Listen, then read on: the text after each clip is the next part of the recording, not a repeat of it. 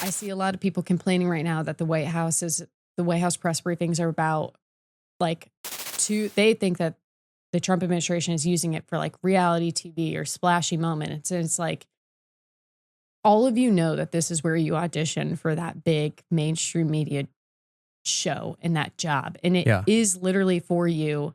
It is reality TV being in the White House briefing room. That is like how the media has been approaching it for the last, 8 years. Think of the way they abused Sean Spicer and we're screaming at him, trying to get those fiery moments. And so that's the other thing is that briefing room, I think they're very aware of like what the job is. Your goal is to get clicks and to get the moment that's going to go viral on Twitter. They can complain all they want about it being some like assault on democracy or whatever and freedom. Yeah. You can just tell by the way they approach the briefing room, the questions they bring.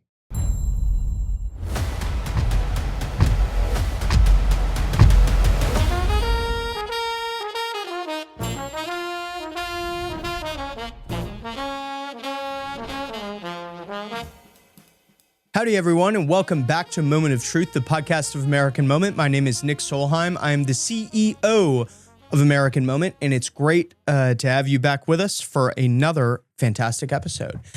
Today, we had Reagan Reese, who is the White House correspondent for the Daily Caller. We had a fantastic conversation about all the things going on in the White House, the difference between the Trump administration, the Biden administration. What do White House correspondents eat? The most influential people on the outside in the conservative world. It was really a great and very interesting conversation. But before we get to that, I do have to tell you that the Fall Fellowship for American Statecraft application is now open on our website. If you want to get paid and come to DC, start your career, and have us help you get your first internship and then job on the Hill, you can find the application for that at americanmoment.org/fellowship. We'll also be starting up AM Fridays, which is our summer intern training program that takes place in the Senate. You can find out more information about that at americanmoment.org/AM Fridays. If you have an internship already lined up in DC this summer, we're really looking forward to having you join us. Reagan Reese is the White House correspondent for the Daily Caller, and she previously served as an education reporter at the Daily Caller News Foundation. And before that, she graduated from Hillsdale College with a degree in rhetoric, where she also played softball. And most importantly, she now serves as a standout outfielder on the Daily Caller softball team. We will go now to Reagan Reese.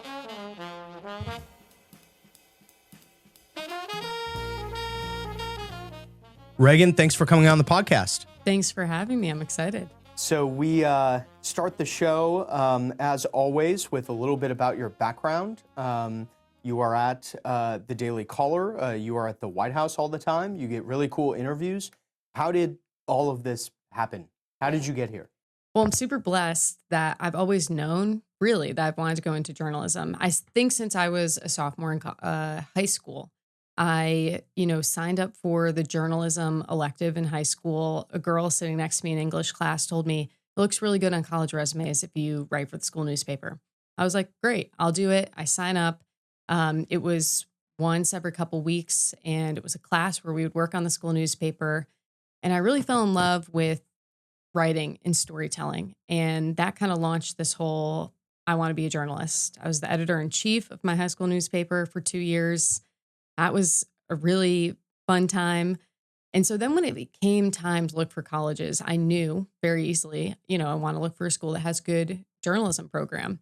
But my search for college was a little bit different because I was playing travel softball. And I also knew from a very young age that I wanted to play college softball. You have to know when you want to play college softball when you're like 12 or 13. So I was looking at schools where I could play college softball, but they also had a good journalism program. It was very important to me that wherever I went to school also was Christian, devout Catholic. And so it was tough. The college recruiting process is very hard.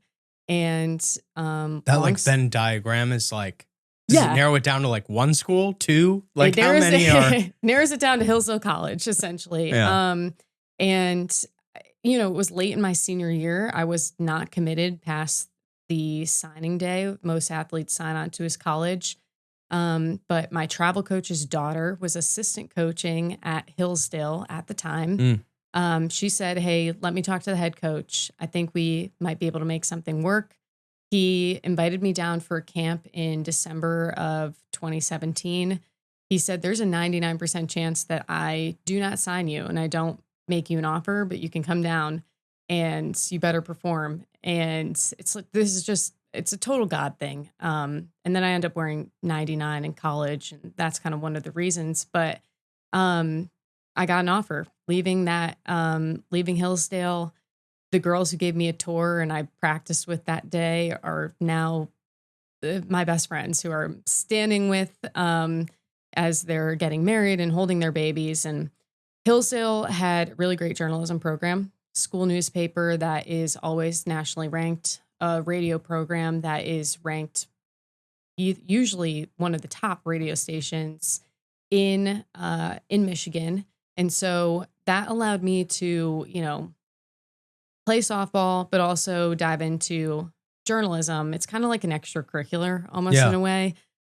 Hillsdale doesn't really view journalism as something that you can major in because it's just not a major. And so I majored in rhetoric and public address. I minored in journalism.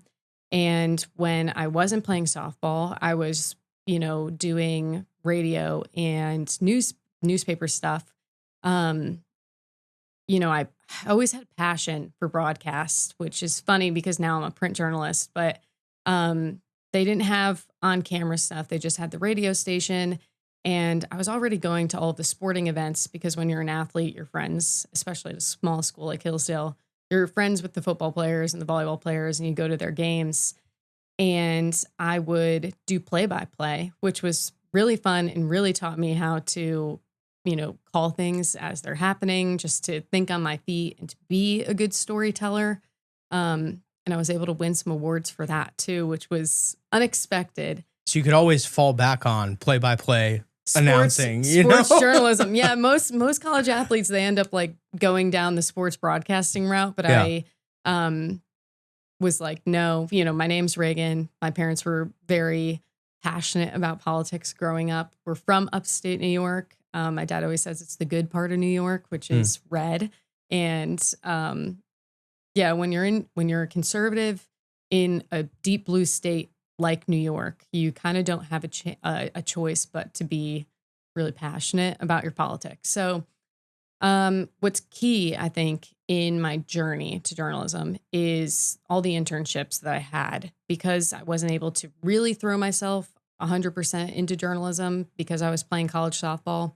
I had some key internships between my sophomore and junior year. So right peak pandemic, actually. I went down to San Diego, California, and interned at a national TV station, One American News. That's where their headquarters is, of all places. Yeah. It was really great hands-on experience. They let me write for all of their shows, their daily news broadcasts. They also let me be on air every single day, do a package, which I don't know if could have gotten a better internship where you like actually get to be contributing to what's going on TV. But being in San Diego, especially peak pandemic in an election year, it's not Washington, D.C. You quickly realize Washington, D.C. is where everything happens. And so I knew the next summer I definitely wanted to be in Washington, D.C. And I applied for the National Journalism Center, which is run by Young America's Foundation. And they placed me, I was still interested in broadcasts. They placed me at Radio America. And I helped produce that summer a podcast called The Chicks on the Right, which is these two middle-aged women who have, well over 1 million subscribers and followers. And they do a daily show and they kind of just break down politics from their perspective. They have a really loyal fan base. They're super spunky and was still into the broadcast thing. But what I learned that summer was if I ultimately wanted to be like a voice of influence, I think, in politics, is on the journalism side of things, I got really great advice that I should go and do something first because no one really cares what a 20-something-year-old thinks. I say that now sitting before you as a 20-something-year-old, but they really care about like what facts you can dig up. What can you expose about the institution? What interviews can you get? So I was like, okay, we're going to leave the broadcast thing behind and I'm going to do a print internship. And while I was at Hillsdale during my senior year, I did a print internship remotely at the Federalist and just did some actually commentary on sports. They allowed me to kind of write aggregate, breaking news stories on, where politics and sports intersected, because that's really where both of my interests were lying at the time. And then it became time to find a job. And, during that summer where I was at One American News, I would read a lot of the Daily Caller and I would follow then Amber Athey, now Amber Duke. She was the White House correspondent for the Daily Caller. She was making a show. I was following all of her work, watching her show. And I said to my dad at one point, I really think I would be perfect at the Daily Caller. The motto at the time was the journalists who love America. And it really resonated with me, especially Tucker Carlson. It was like peak Tucker time. And it's always peak Tucker time. Yeah, that's a great point. He's going to like watch this and be like, ugh. Well, I hope he watches. So there's the Daily Caller and the Daily Caller News Foundation. The Daily Caller News Foundation is our nonprofit. It's like a journalism institute for young journalists, kind of trains them up. And so I was like, that's perfect for me. I don't have a ton of print experience. And I applied, and it was right when they were in a transition period, just hired on a new editor-in-chief. I was their first hire in their new fellows class. So that's how they kind of do it. You have fellows, you're on a reporting fellowship for 2 years. And I covered education for 1 year before Jeffrey Ingersoll, who was the then Daily Caller editor-in-chief, needed a new White House correspondent. And we had, the Caller is a very close-knit group of people. I know my wife used to work there. She's still friends with all of those people. Yes, it's like a family. The two sides are separate from each other, but we do get together and play a football game.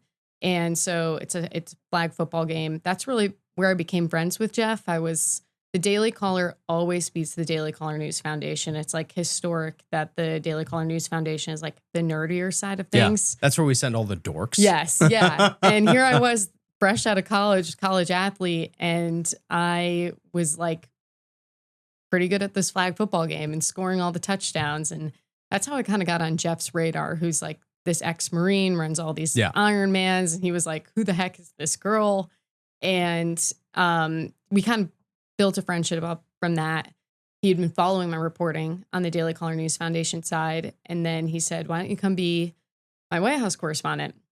Which was terrifying because I was covering education. And that was like what woke curriculums are in schools. It wasn't like what's the president doing? What's the White House policy? And I'd really just dove into my education reporting, and I was not paying attention to the White House whatsoever. So I was scared, I was like, I don't know if I'm smart enough to do this. I don't even know if I can list all the cabinet secretaries. So I put together a little Quizlet, and I was like quizzing myself, because Jeff said to me once he hired me on, he was like, don't let me catch you not knowing something you should know, which is like terrifying. Yeah. Coming from your former Marine boss. And that was August of 2023. I was, just turned 2023. My birthday's in August. And I was like, okay, I think I've been the youngest in the briefing room since then. And that was Joe Biden. And here I am. Jeff always says he goes through White House correspondence pretty quickly. He's a pretty tough guy to work for. I joke that I burned through the editor-in-chief of the Daily Caller because he left journalism. Yeah. So yeah, that's here I am today, covering the Trump administration. That's funny. Still standing. That's a good bit. I like that. Speaking of Tucker, I was re-listening to something of his recently, and he goes, it was on, I think it was on Theo Vaughn, when he was on Theo Vaughn's show.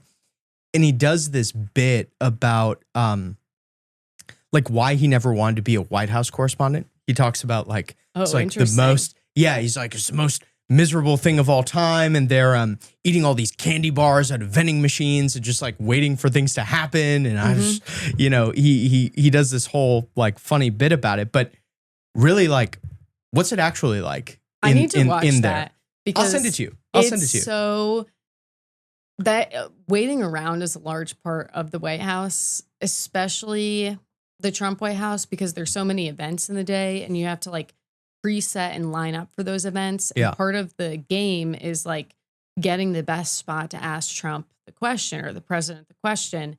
And under Biden, I covered the last year of the Biden administration.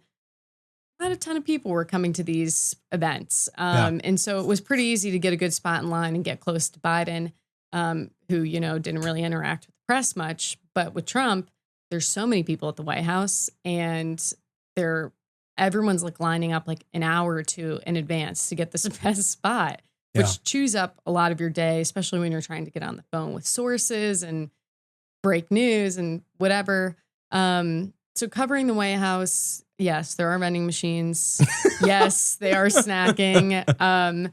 You're kind of at the mercy of the White House, whether there's going to be like a random appearance, is an official going to come down the driveway and break news and you're going to need to talk to them. And so sometimes I hear from White House correspondents, like they're like, I don't know when to eat lunch. And because a lot of people eat out, I think in DC. Just bring your lunch. You know, there's not a great coffee machine. It's really cold in the White House. The Wi-Fi is not great. It's not as glamorous as people think. And the people are kind of insufferable. Well, I think I'll send you the timestamp for this particular interview, but I think he did it during, I think it was while we were still under, it was last year. So it was while we were still under Biden. And so he's specifically talking about, you know, how badly you get treated, you know, most of the time. And I think this current White House staff probably a little different. No? You get treated better. There's this one thing that I love that there's a hesitation. Like, well, with Trump, there's just Trump time, you know, and he could be on the phone in the Oval Office for an hour. That could push off the event that you're supposed to be at. And so they could tell you, hey, line up at 3:00 for this event. And there was this one, it was, I believe, the signing of the Lake and Riley Act, where we were waiting outside and it was the middle of January. It was freezing for like 30, 40 minutes. Some people don't bring a jacket because they don't want the winter coat shown. There's TV people, so they want it showed in their shot and whatever.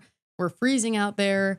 And so I don't know if it's intentional, but with Biden, it was like, now we know he was like, they were genuinely trying to make sure he was okay to go for that event. And so you still got the same like, oh, I don't know if we're going to have this event in 30 minutes. But there was one thing that sticks out, this one anecdote, Lake and Riley Act. And Trump in the East Room, there's like some doors. He can enter through essentially like 3 sets of doors. And this day, normally he would walk by the press, but this day they had us line up in the back of the room. He was going to enter through the front of the room. And there was a group of people sitting between essentially us and him. And the White House staff came around and said, you know, when the president comes in, you guys can stand, but then you immediately need to sit because they need to be able to see and they need to be able to get the cameras and the shots. And so one of the reporters said to me, it's so nice to have an administration that cares about the press and cares about the press getting their shot. So I do think you can say, yes, they care about us a little bit more, but they still like to see you suffer. I think Trump likes us to like have to wait for him, you know? Yeah. Enemy of the people. Yes. We're going to make you wait outside a little longer. What was it like that last year, like covering the Biden administration? I mean, the COVID stuff seems like so long ago, but like, did you still have to wear like a mask in the White House back then? Or what was it like? No, thank goodness. I feel like I am the luckiest person on the planet because COVID never really touched me. Like I went and worked at One American News during the pandemic. we didn't wear masks. You're in San Diego, California. You don't have to wear a mask on the beach. Like, it's all good. And then I go back to Hillsdale and it's like, we're super free at Hillsdale. Paradise in the Midwest. So if I had to wear a mask, I don't even know what that's like. So I would not be wearing a mask. But people actually still to this day around the White House wear a mask. But that final year of the Biden administration, I got 3 questions of the Biden administration in those press briefings covering him and covering Karine Jean-Pierre. She called on me 3 times, which is, I've been called on triple the amount now. Like I've been called on like 12 plus. I don't know. Mediaite counted it up for me. I am not keeping track, but I saw that they were upset about something and were like, well, Daily Caller has been called on 12 times, whatever. I was like, good to know. It's really slow. And it was interesting because I got some time to speak to some of my colleagues because there was not as much action as there is going on now. So I would hear from reporters like, oh yeah, we hardly under the Trump administration. Everyone would talk about the Trump administration. So much better. Like, it didn't matter who it was. It These could like be mainstream reporters saying it was so much better. Yes. Like being like, oh yeah, on any day in the Trump administration, you'd probably have the opportunity to ask Trump a question. Like, we saw him all the time. Now under Biden, we never see him. And it's so hard to get a quote for your story. And it's so hard to get a comment and talk to people. And it's so hard to get a question if you're not one of the normal people in the Biden White House that Karine Jean-Pierre likes to call on. And so I got a lot of that where I got to hear from the mainstream media, wishing for Trump back. They probably spoke it into existence. And then I also saw the press get really close to the Biden administration. Yeah. And I wrote a column at the top of the year, kind of speculating why I thought the Biden physical decline got covered up. And this one anecdote that I point to is I was standing in line to go into the Oval Office for, I forget who Biden was meeting with, foreign leader of some sort. And I'm standing with, the rest of the legacy media. And I hear all these cacklings and screamings and like sorority girl yell, like, oh my gosh. And I turn around and they're all bear hugging Karine Jean-Pierre and they're like gushing over her, White House press secretary at the time. Oh my gosh, I love your outfit. You look so good today. It's been so long. You should come in with us. You should ask Biden for a raise. Just like, it would be like you saw one of your like best little girlfriends.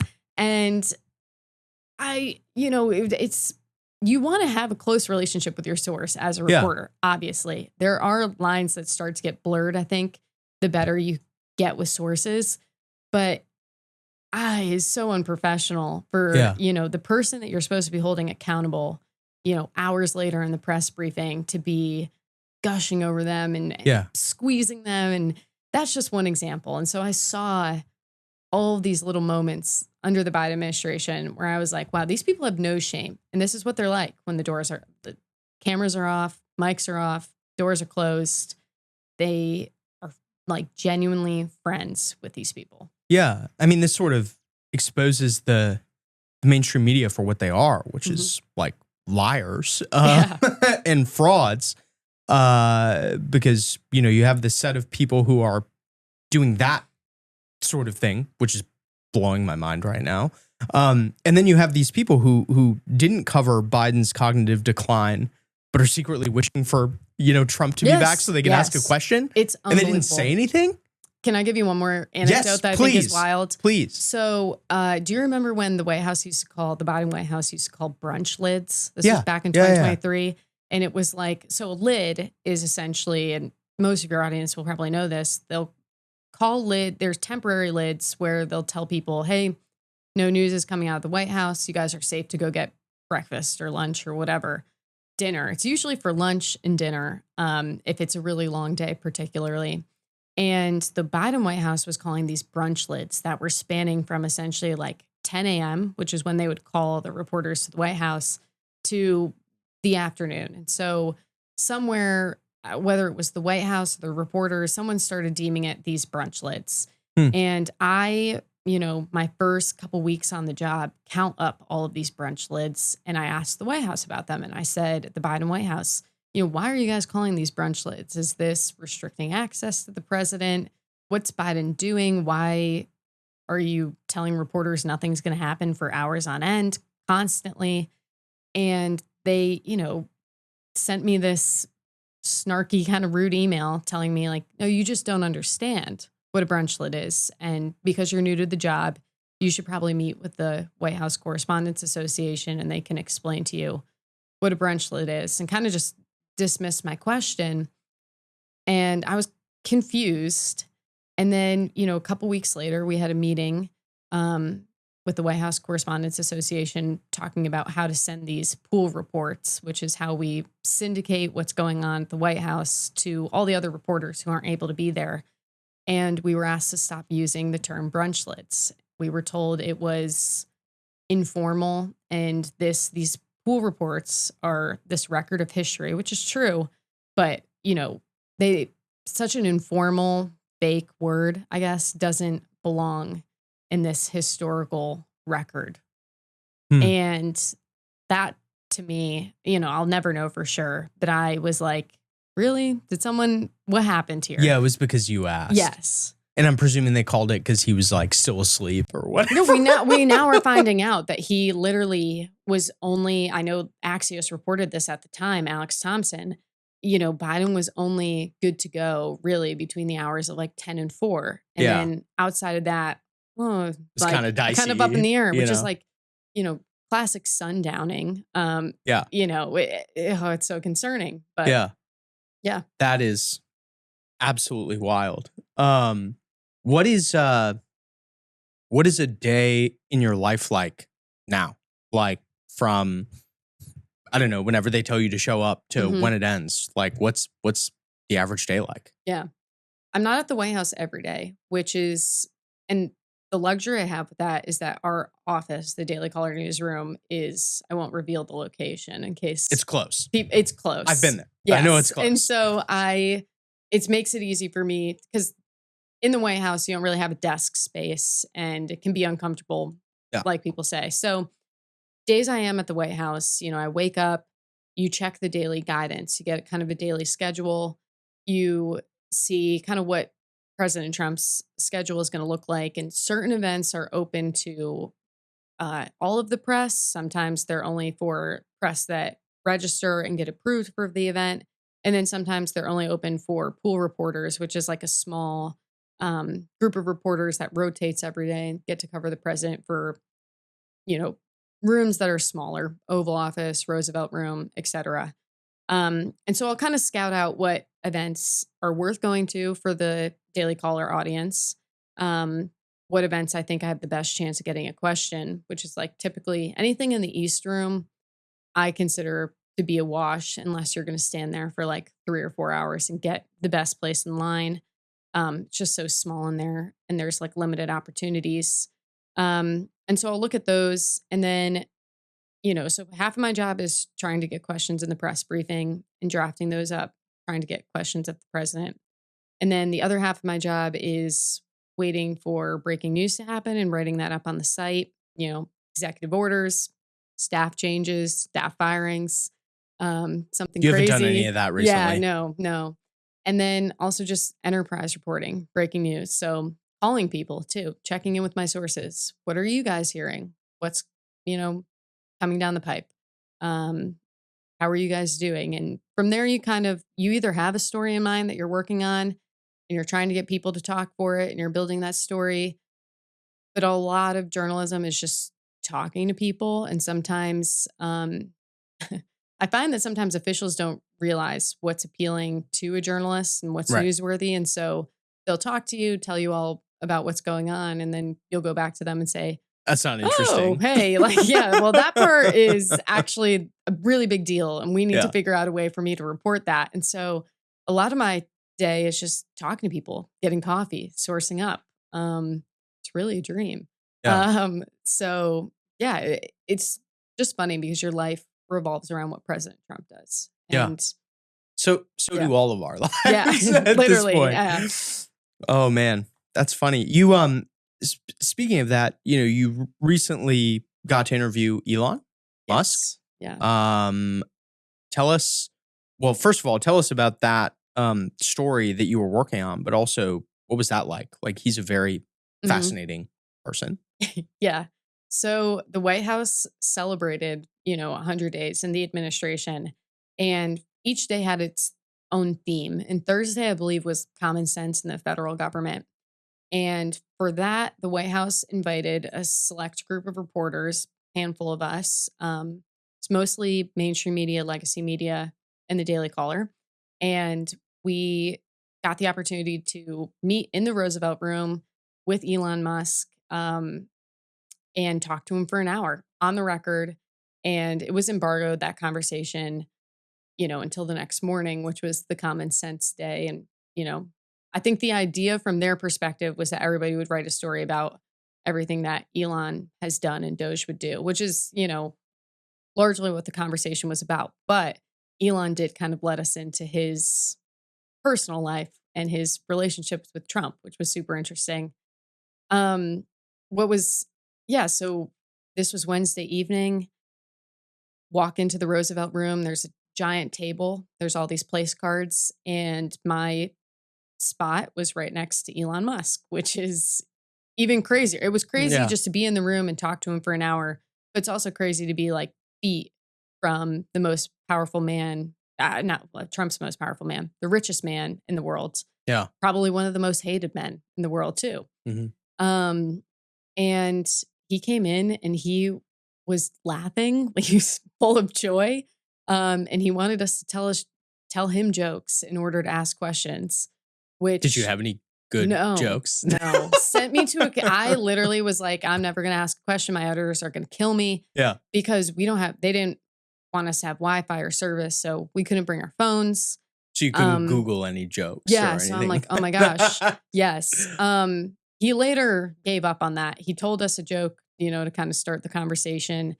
When he did find out we didn't have Wi-Fi, he had us log on to Starlink, and connect to that to, show us, oh, look at the technology I've been Yeah. able to give to the White House, which I'm sure the White House officials were ultra thrilled about Yeah. that. But it was funny. He was very joyful, very upbeat. He really loved jokes.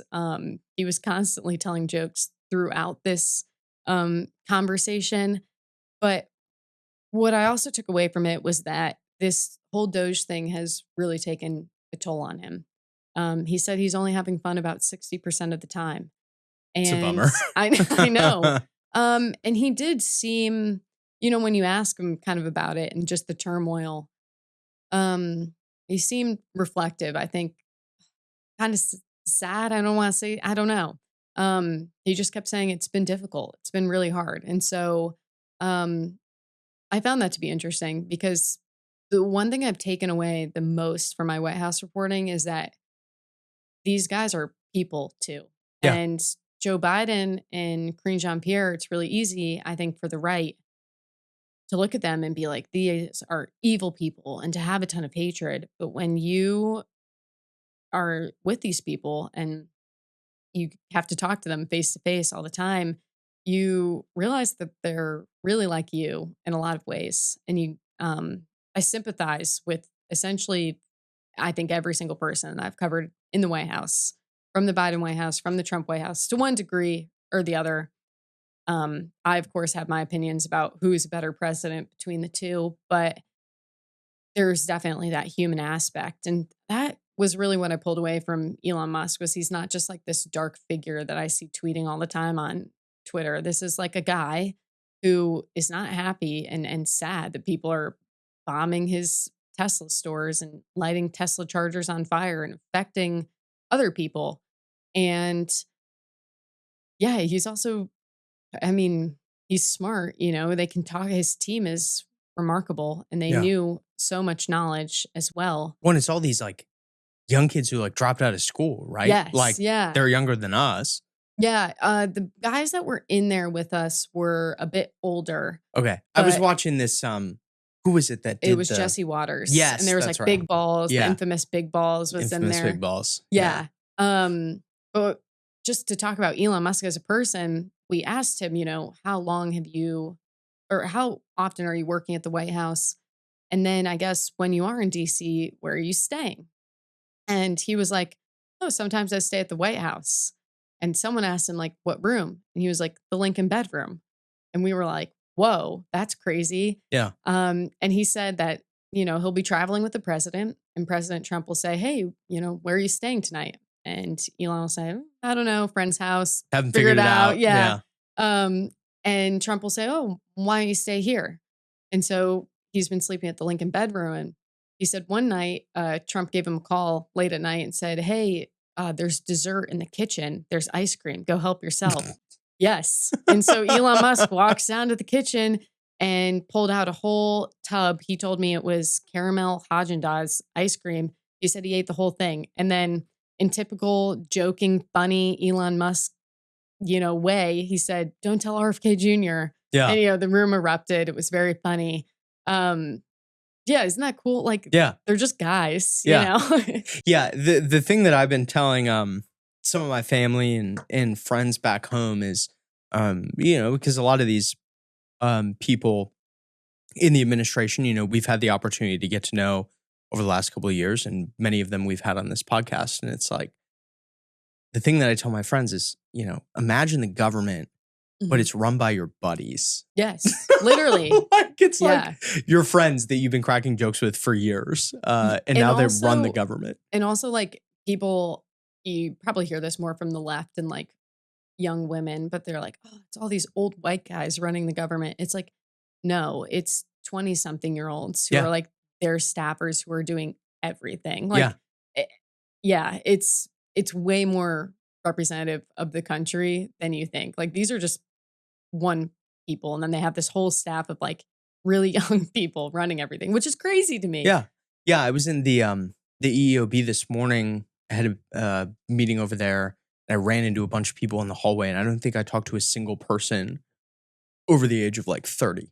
Yeah. Because like everybody over there is like under 30. Yes. It's very, very interesting. Very Which impressive. is great for like stamina and stuff. And my old boss, Jeff, he always used to be like, yeah, I kind of expect you to be in, at 7 a.m. and work late, which I largely do. You log on in journalism, and the first thing you do is you're like reading the headlines on Twitter. And I do a little bit of work before I go in, and then you go home, and then you pick back up at work. And it's more like, he's like, you're a young person. What more do you have to do? Like, you don't have a family yet. You can just... You don't have a real life. Yeah, like, I mean, but more and more of us are and starting, but they basically think that you have like nothing else going on. And which is true. And I think it's good to some degree to have all these young people who are like, yeah, I have all this energy and all this stamina and no real commitments yet. So I'll run the federal government. Why not? It's fine. Yeah. So going back to the Elon thing, did you guys talk at all about, he is sort of stepping back from Doge? Tell us a little bit about that. What he had to say about that. Yeah. So he has been working like 7 days a week for the most part. And what the way he explained it was they really needed 3 months, 100 days to look at the federal government and really just go hard and try to figure out, what are we working with? What's our system? How are we going to do this? Doge is a completely new concept.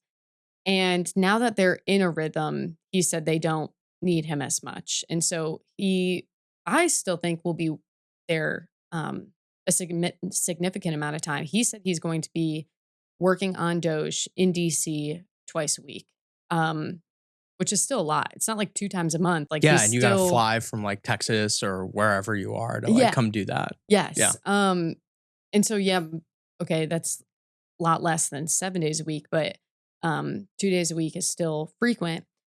I do think that he thinks Doge is going to go on for a while. I asked him, do you think Doge is going to be a 4-year thing? Because they kind of have said, oh, it's supposed to be a 2-year thing. And he said, yeah, I think so. But ultimately, it's up to the president, what the president thinks. Whether that is Elon Musk always running it, that part was kind of hard to understand. He kind of just kept saying, Doge is a way of life, like Buddhism.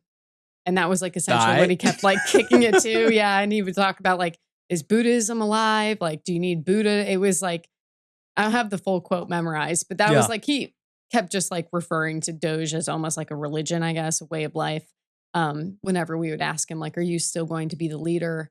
But I think the main takeaway is he's still going to be in DC. He'll be around twice a week. And they still have work to do. And he thinks that it could last all 4 years. And so, I think that leaves room for Elon Musk to be a figure in the federal government for the entirety of Trump's term. Yeah. Speaking of the, first 100 days, it feels to me like that's sort of a mainstream media created metric. Do you think it's actually like helpful, or because there's only so much that can happen in that first 100 days, and it feels like we've accomplished a lot in the first 100 days, but is a year maybe more of a useful, I don't know, you tell me. Yeah, I mean, in terms of what President Trump, like the executive branch is able to do, it's like, one, it's interesting with Trump because it's like, this is his first 100 days. And I think it's interesting to compare this 100 days to the 100 days he had 8 years ago. It's unique with Trump. So I do think it's interesting in that metric, trying to measure like this 100 days versus the 2016 100 days or whatever. But in terms of like how I think our government will be shaped moving forward, how the country will be shaped for, everlasting, I think a first year is more interesting to look at, or should be compared, especially with Trump, just with how much needs to be codified to ensure that the Trump legacy goes on and on if a Democrat's elected in 4 years. We have like Gavin Newsom as president. I think. Don't say that. Yeah, that hurts. I know. That hurts. Well, you always, and I have a positive story on that coming soon, which is how the GOP is looking already ahead to the 2026 midterms and looking to use Democrats being in disarray right now to make sure that they can continue building. So, but it's still something people should be thinking about is in 4 years, if a Dem is elected, how are we going to, solidify President Trump's agenda? And a lot of that, I think, has to do with Congress, and there's growing pressure on them. And so I think the first year, and there's only so much, of course, they can do within 100 days, and Congress is like infamously slow. And so in a year, I think we'll have a better idea of how much Republicans were able to accomplish. Trump himself, I think, has accomplished a lot. He's signed so many executive orders, these, secured the southern border, et cetera. But the party as a whole, I think, is going to be looking at a year, the first year of the Trump administration with what they were able to accomplish. Does that make sense? Yeah.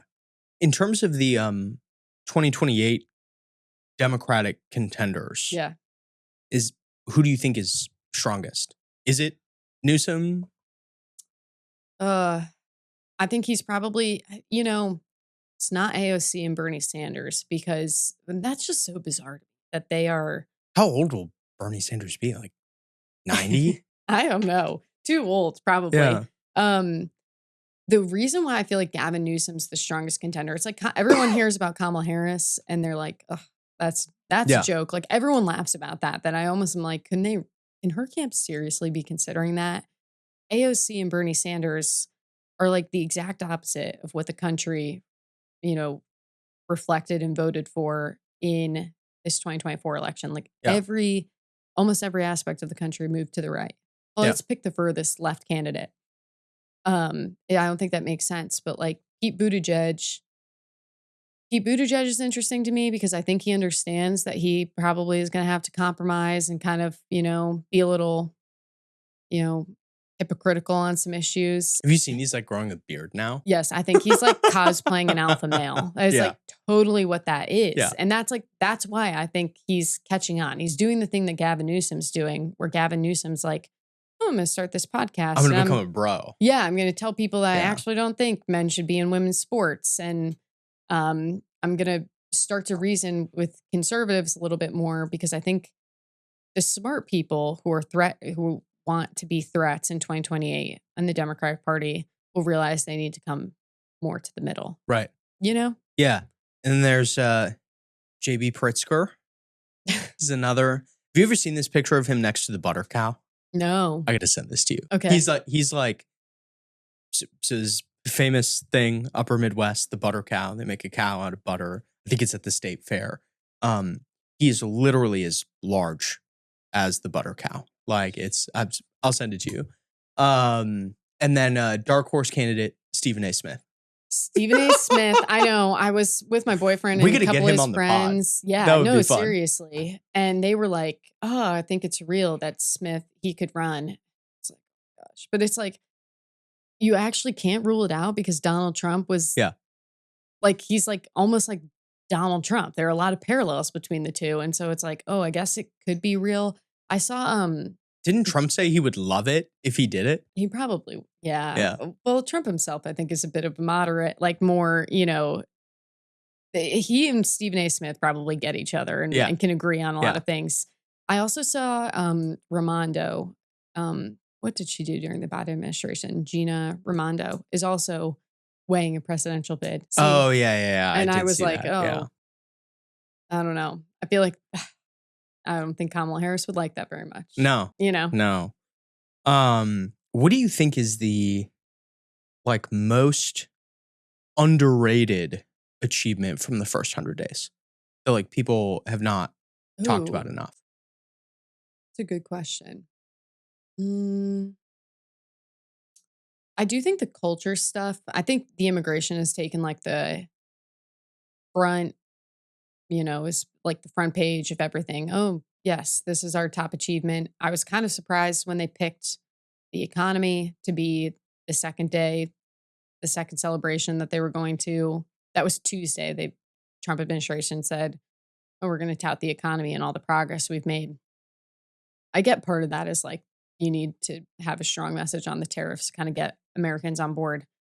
But I would have loved to see like a culture, social war issue day where, like Trump himself, I don't think in his 100-day speech really touched enough on like keeping men out of women's sports. Because I do think like all the transgender stuff that in the DEI, I do think that's a lot where the GOP strength is. And the Trump campaign knows, the White House knows that whole men and women's sports issue was a big thing that helped deliver them the White House and swayed a lot of independent voters. And so that to me, maybe this is just me being a college athlete thinking like, oh, I would have loved to see more of like the education things shine through or be talked about more. And also I would love to talk more about like dismantling the Department of Education. Yeah, I feel like I haven't seen anything about that in a while. Yeah. Coming from like this education background, I just do think that I hope education comes more into the news cycle and becomes more of a hot button issue like it was in 2020 through 2022. Because there's so much that like American kids are stupid now.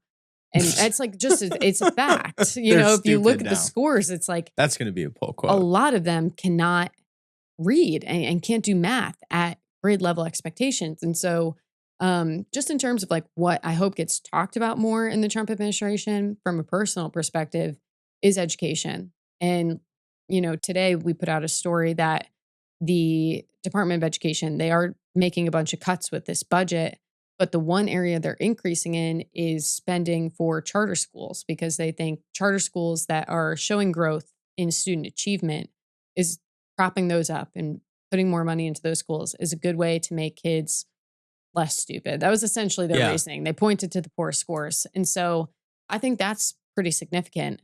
And I think there's a lot of parental rights activists out there who want to make some more noise about education, what Trump's doing on the matter. Who do you think are the most influential conservative voices on the outside? Like people that are not in the administration right now?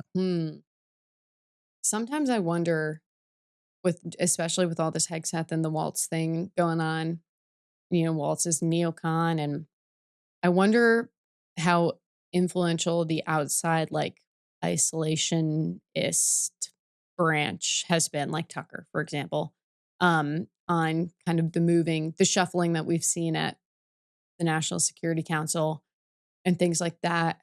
I was actually listening to Megyn Kelly because she had Dave Portnoy on, and Mark Halperin had done a piece of reporting talking about how administration officials are pointing to Tucker and Megyn as being two of the most influential people on the outside who are, I guess, they might be doing this accidentally. I'm not really sure, putting pressure on a bid to remove Hegseth or to get Hegseth to straighten up because they both interviewed people who had been ousted from the Pentagon in that, who the Pentagon claims they're leakers. There were a bunch of top officials who got let go. No one's been arrested or anything yet. Two of them one went on Tucker's podcast, one went on Megyn's podcast. And Mark's reporting was essentially that officials are kind of pointing to Megyn and Tucker as being influential and kind of putting pressure on the whole thing. And I don't know. Megyn herself said, no one from the administration is telling me to do this, to put pressure on Hegseth or to push anything a certain way.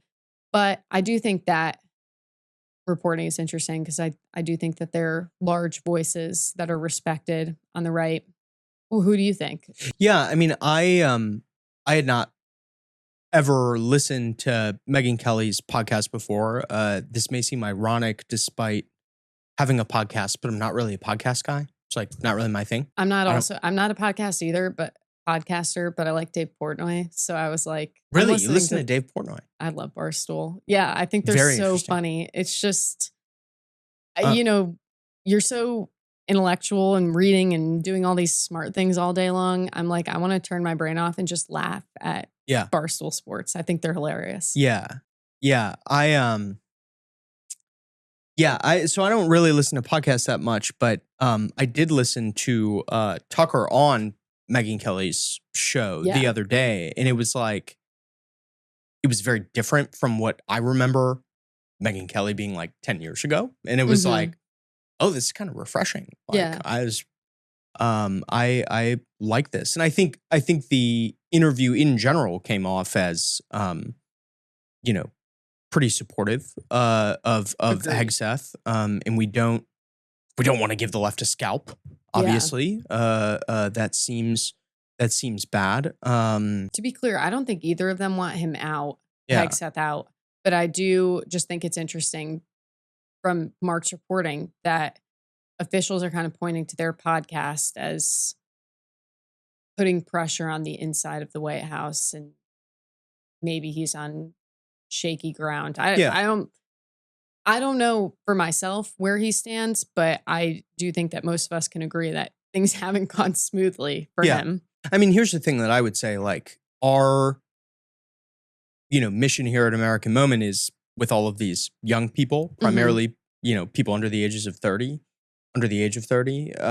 And Tucker Carlson is a god to them. Yeah.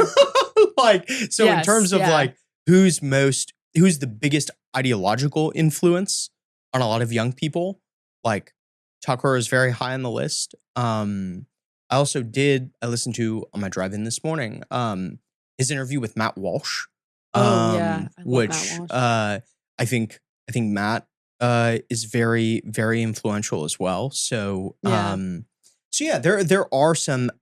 I get the feeling that there are way more positive conservative voices on the outside this time than there were during the last administration. Is my view. It definitely feels mostly positive in terms of like media, the media influencers, activists, whatever you want to call them, outside of the Trump administration on the right. I do think that largely I felt like I've seen everyone be mostly supportive of Trump. I also would say, there was a report in the mainstream media, I forget which outlet it was, that the briefings this week were held at 8:30 in the morning because that's when Trump is watching Fox. And the White House staff wanted to like get on Trump's radar. So I do think that those people on Fox News, the same way it is for any president. I mean, for Joe Biden, his show was Morning Joe. apparently. Yeah. And he would watch that, and that played a big role Yeah. in how he did things. And so that's the other thing. It's like whatever the president's watching, those favorite news channels, those favorite shows have something, I think, have sway. We see him Yeah. truth about it, Yeah. Tell us which reporters suck. Well, that's interesting because some of the reporting that I had seen was that, and of course, this is just like such navel gazing from the Yeah. mainstream press. It's like, they're doing this to torture us. And I'm like, it's torture to show up at work at 8:30 in the morning? Screw you, actually. Yeah. Like, I think you're horrible.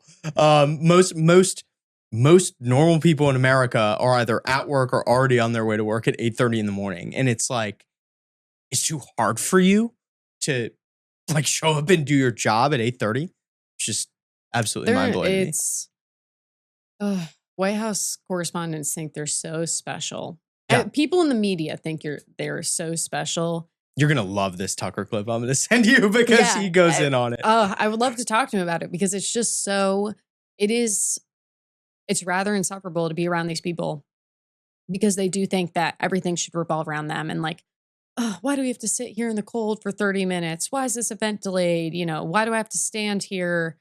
Oh, we haven't been able to go to the bathroom for a couple of hours. It's like, you're in the most famous, most powerful place in the world. Everyone outside of the White House, for the most part, thinks what you do is extremely cool. You're extremely blessed. Just the constant complaining and being like, I should get special treatment because I'm a White House correspondent. It's like, no, like, it's just the fact that you get to stand here is the special treatment. You know? Yeah. They don't get it. And it's constant. What's the number one thing that the mainstream media does not want you to know about their job or the way they do it?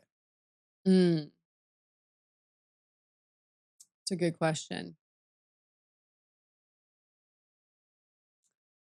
Well, I think that they think Trump is funny, and I think that they want you to know that I don't know if they hate him as much as they think they do. Or that they want you to believe. I don't know. Like the first day of the Trump administration, I was on pool duty, and we went to the National Cathedral for the prayer service, and that was where whoever was preaching that day gave this speech that was like, gave a sermon that was like, Trump, transgender people are afraid, immigrants are afraid, have compassion. Yeah. And things were still being worked out at the time, but the press is not supposed to like intersect President Trump at any point. We were moving back to where the press area is, and he was moving to the Oval Office, and we crossed paths with him. And someone yelled out to him, one of the reporters, President Trump, what'd you think of the sermon? And he said, like, not their best. Like, I think they could have done better. Don't you think they could have done better? Like, he went on this long spiel, and I came back and I was telling people about it. And, I'm around all these legacy reporters, and they're all laughing. Like, this guy's hilarious. Oh my gosh, that's so great.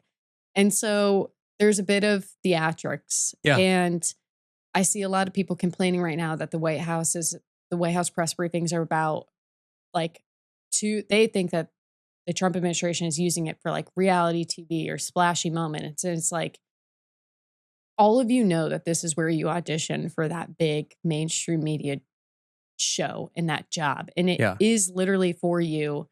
It is reality TV being in the White House briefing room. That is like how the media has been approaching it for the last, 8 years. Think of the way they abused Sean Spicer, and we're screaming at him, trying to get those fiery moments. And so that's the other thing is that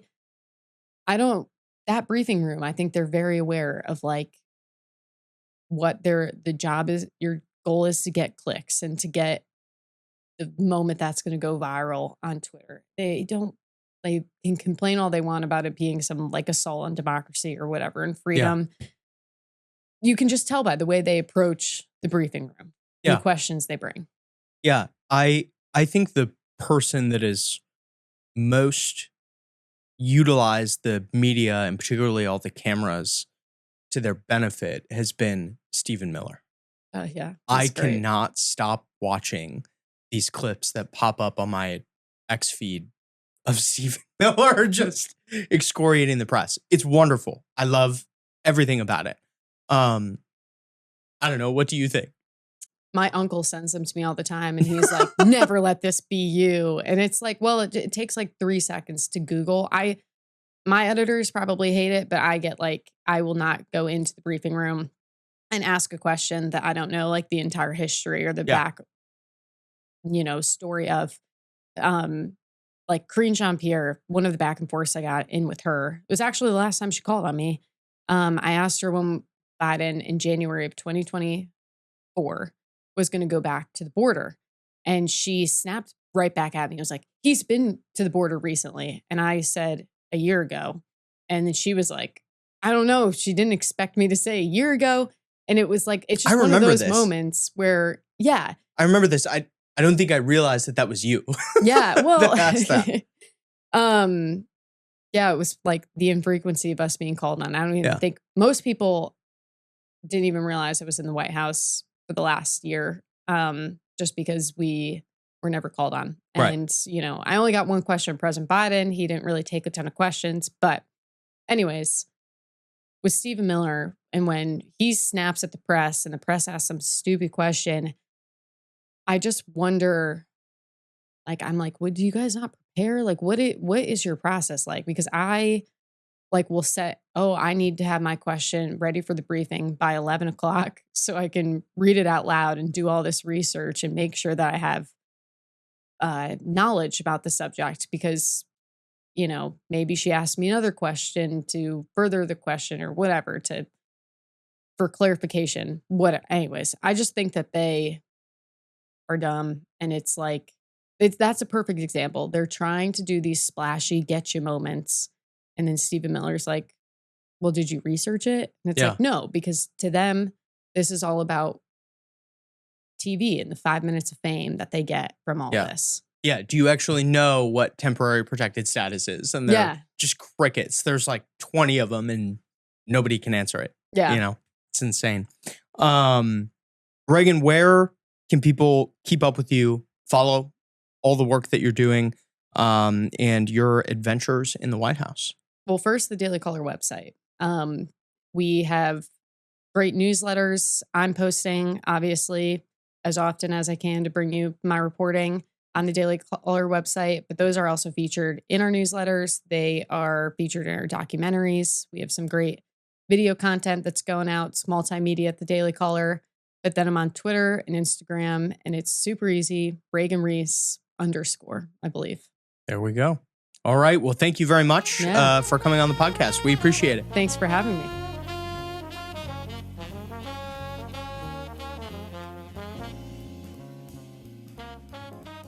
Thank you for joining us for another episode of Moment of Truth. Make sure to go follow Reagan Reese on X. Follow the Daily Caller on X.